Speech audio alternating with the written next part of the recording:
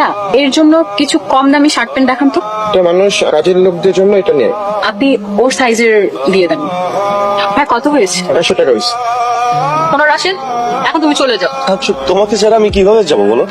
এসব ফালতু কথা একদম বলবে না, আশেপাশে মানুষজন সবাই দেখছে আমাদের। প্লিজ চলে যাও, আর কোনোদিন আমার সামনে আসার চেষ্টাও করবে না। দেখো রিপা, আমি তোমাকে বিয়ে করেছি আমার পরিবারের অমতে। আমাদের বিয়েটা না একটা ভুল ছিল। ভুল ছিল? 3 বছর ধরে আমার সাথে সংসার করলাম, জন্য একটা ভুল ছিল। ও আচ্ছা হ্যাঁ, আমি তো তখন একটা মাল্টিন্যাশনাল কোম্পানিতে জব করতাম, ভুল হবে কি হবে? আমি বিরক্ত হচ্ছি। এখন আমি আমার বিয়ে করা বউকে চাইতে আসছি, তুমি বিরক্ত হচ্ছ?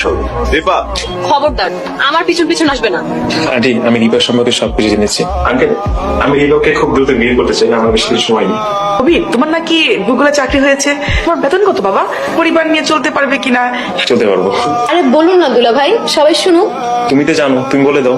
দুলা ভাইয়ের বেতন 6 লাখ টাকা। এত টাকা? তাই নাকি দুলা ভাই? আমি কিন্তু আপনার একমাত্র শালা, আমাকে কিন্তু মাসে মাসে হাত খরচা দিতে হবে। শুধু হাত খরচ করে তোমাকে আমি আমার সাথে নিয়ে যাবো, তুমি যা ইচ্ছা করবে। আচ্ছা তো বেতন কিভাবে হয়? বাবা, গুগলে চাকরি করা একটা পিয়নের বেতন মাসে 2-3 লাখ টাকা করে পড়ে। তাই নাকি? ওসব তুমি বুঝবে না বাবা, দুলা ভাই অনেক বড় চাকরি করে। ওনের বিয়ের আগেই দুলা ভাই? বাবা কি বলো, তুমি দেখো তো এই দুইজনকে, আপুকে আর দুলা ভাইকে একসাথে কি সুন্দর মানাচ্ছে, মাশাআল্লাহ। আশাদের বেলায় তো তোর এরকমই বলেছি। আন্টি আপনারা রাজি থাকলে আমার মা বাবাকে আসতে বলবো। আমরা সবাই রাজি, তুমি তোমার বাবা মাকে আসতে বলো। তা তোমাদের বাড়ি কোথায়? তোমাদের পরিবারে কে কে আছে? আমার মা বাবা আসতে পারলে সবকিছু জানতে পারবো। হ্যাঁ, কখন আসবে বাবা? কিন্তু আন্টি রিপা যে কিছু বলছে না। আমি রাজি। তুমি কিন্তু আমাদের সাথে রাতে খাওয়া দাওয়া করে তারপরে যাবে। যাবে মানে? দুলা ভাইয়ের বাবা মা না আসা পর্যন্ত দুলা ভাই আমাদের এখানে থাকবে, শালাশালির সাথে খুব মজা করে সময় কাটাবেন। কি ছেলেটা সারা রাত পার্কে ছিল, তাই নিয়ে আসলাম। এই শহরে কত মানুষ ড্রেনের পাশে রাত পাতে, সবাইকে বাড়িতে নিয়ে আসবে নাকি? বা, এটা তুমি কি করলে? জামা কাপড় কেমন নোংরা হয়ে আছে, গা থেকে গন্ধ আসছে। আমি বুঝতে পেরেছিলাম 2 দিন পর পাগল হয়ে যাবে, তাই তো ছেড়ে এসেছি। মেয়ে ছেলেকে এই মুহূর্তে আমাদের বাসা থেকে বের করে নিয়ে যাবে। আরে সাদা কাপড়টাতে কি হয়েছে? গোসল করে নতুন জামা পরলেই তো হয়ে যাবে। নতুন জামা কোথায় পাবে? জামা আছে না অনেক নতুন, সেখান থেকে একটা দিবি। প্রত্যেকটা জামা কাপড় ব্র্যান্ডেড, আমি আমার জামা কাপড় কারোর সাথে শেয়ার করতে পারবো না। মন করিস না বাবা। রাশেদ, সবুজের ঘরে গিয়ে গোসল করে আসো, তারপরে একসাথে নাস্তা করব, পরে তুমি ঘুমিয়ে পড়বে। আমার রুমে আমি যে কাউকে ঢুকতে দেই না, তুমি এটা খুব ভালো করে জানো। কে? আমি বলছিলাম খিদা লাগছে তো, যদি তোমার আপুকে একটু বলতা আমাকে সে একটু খাবার দিত। আমার আপু না এই বাসার কাজের লোক না, যান আপনি নিজে গিয়ে রান্নাঘর থেকে খেয়ে নেন। ঠিক আছে।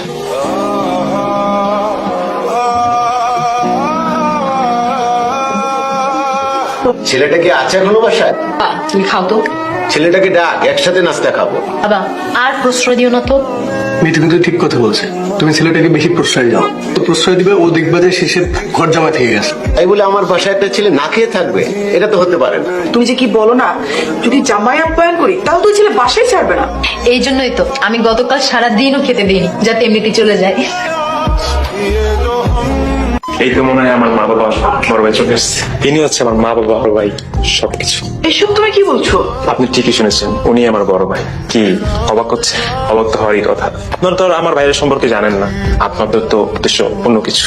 তোমার ভাই বাসা ছেড়ে দিয়েছিল, এমনকি বাসার সব মালামালও বিক্রি করে দিয়েছিল। তোমরা আমাকে এত বড় ধোঁকা কেন দিলে? তোকা তোকে তো আপনি দিয়েছেন আমার ভাইকে। আরে ভাই তো পুরাতন মাল বিক্রি করেছে, নতুন বাড়িতে নতুন মালা মানে উঠবে, তাই নতুন বাসা মানে? মানে হচ্ছে আমি তো আমার বউকে ভালোই বাসি, ওর জন্য আমি যে কোনো কিছু করতে পারি, এখানে প্রবলেমটা কোথায়? কাকে এতটা বিশ্বাস করবে না যে চাইলে আপনার পথে বসে দিতে পারে। ভাই ভাবিকে সব কিছু দিয়ে দাও, আমার কোনো আপত্তি নেই। তবে তার আগে ভাবিকে পরীক্ষা করে নেওয়া উচিত। শিক্ষা করে নিব মানে? মনে করেন আপনার চাকরি চলে গেছে, যে মানুষ দুর্দিনে সারা জীবন পাশে থাকে তাকে চোখ বন্ধ করে বিশ্বাস করা উচিত। তো তোমাকে সবকিছু দিয়ে দিতে চেয়েছিলাম, আর আগে চাকরি হারানোর নাটকটা করে গেছে, অনেক কিছু বুঝেও গেছে। টাকা পয়সা বাড়ি গাড়ি সবকিছু তোমার নামে নিয়ে আমার ভাইকে যেভাবে সেভাবে না যেতে চেয়েছিল। থেকে বড় কথা হচ্ছে মা যেরকম তোমার বাবাকে জিম্মি করে রেখেছে, তুমিও ঠিক ওই কাজটাই করতে নিয়েছিলাম। আফসোস তুমি তা করতে পারোনি। তার আগেই কুৎসিত চরিত্রটা আছে না, সেটা দেখে ফেলেছি। একটা চাকরি, একটা স্বামী চুর দামি, একটা মানুষের চাকরি চলে আসার সাথে তাকে তোমরা রাস্তায় নামিয়ে দিলে। কেমন মানুষ তোমরা?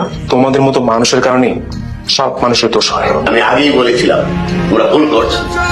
রাশিদের সাথে বিয়ে হওয়ার সময় তো তুমি এই কথা বলেছিলে যে আমরা ভুল করতেছি। হ্যাঁ বলেছিলাম, রাশেদের মঙ্গলের জন্যই বলেছিলাম। রাশেদ একটা ভালো ছেলে, তোমার লোভে পড়বে সেটা আমি খুব ভালো করে জানতাম। রাশেদ, তুমি আমাকে ক্ষমা করে দাও প্লিজ। তোমাকে ক্ষমা করলে রাশেদ মস্ত বড় ভুল করবে। আচ্ছা কবির, আপু আর ভাইয়ের তো সবকিছু ঠিক হয়ে যাবে তাই না? আপনি তো আমার বেয়াই, আপনাকে খুব ভালো লাগে।